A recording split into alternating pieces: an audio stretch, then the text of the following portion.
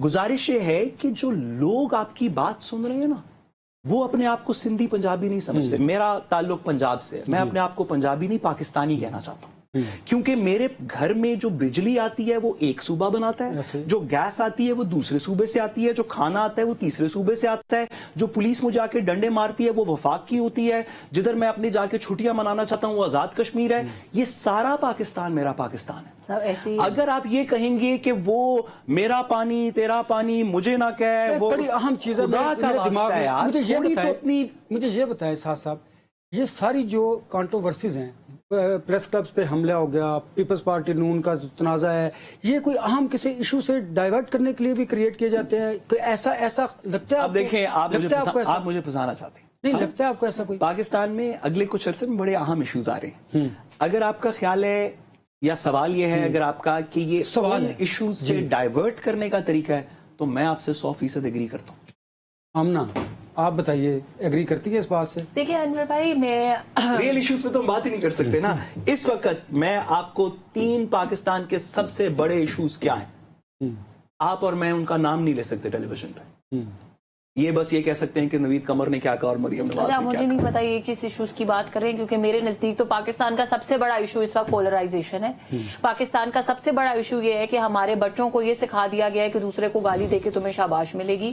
पाकिस्तान का सबसे बड़ा इशू ये है कि हमें ये समझ नहीं आ रही कि मेरे और तुम्हारे मेरे और तुम्हारे मेरी प्लीज बात खत्म। लोगों के लिए पाकिस्तान की आवाम का इशू है कि पाकिस्तान की आवाम पाकिस्तानी लोग हैं, उनके इश्यूज सुने।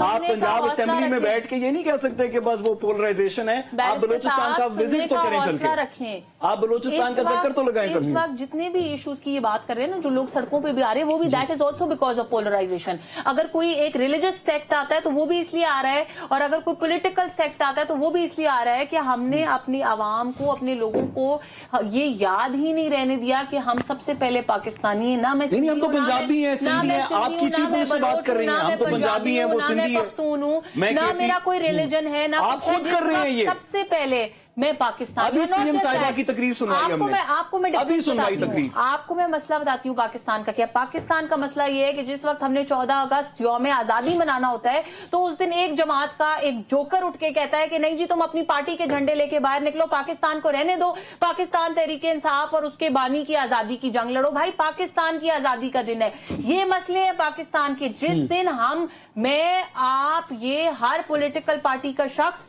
हर रिलीजन वाला ये सोचेगा कि मेरे लिए सबसे पहले पाकिस्तान है, मिनिस्टर को समझाएं ना, पहले पंजाब नहीं है, पाकिस्तान के लिए बेहतर है। अगर आप चीफ मिनिस्टर की बात अभी तकरीर सुनी हमने, अगर आप उनकी बात सुनने और समझने की सलाहियत ना रख पाए, with all due respect, I am so sorry, उन्होंने भी यही कहा कि मैं ये समझती नहीं हूं कि किसी दूसरे सूबे के ऊपर अगर आफत आएगी, उन्होंने भी यही कहा कि किसी भी सूबे के ऊपर आफत आएगी तो मैं अपने आप को भी उतना ही जिम्मेदार समझती हूँ जितना उनके वजीर आला को, और जो कुछ हम कर सकते हैं हम करेंगे।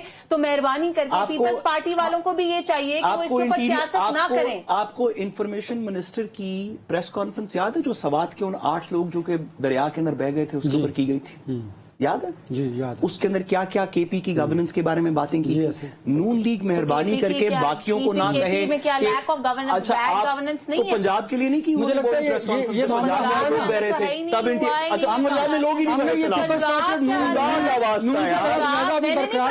रहे। ब्रेक पे जाना है, मैंने ब्रेक के बाद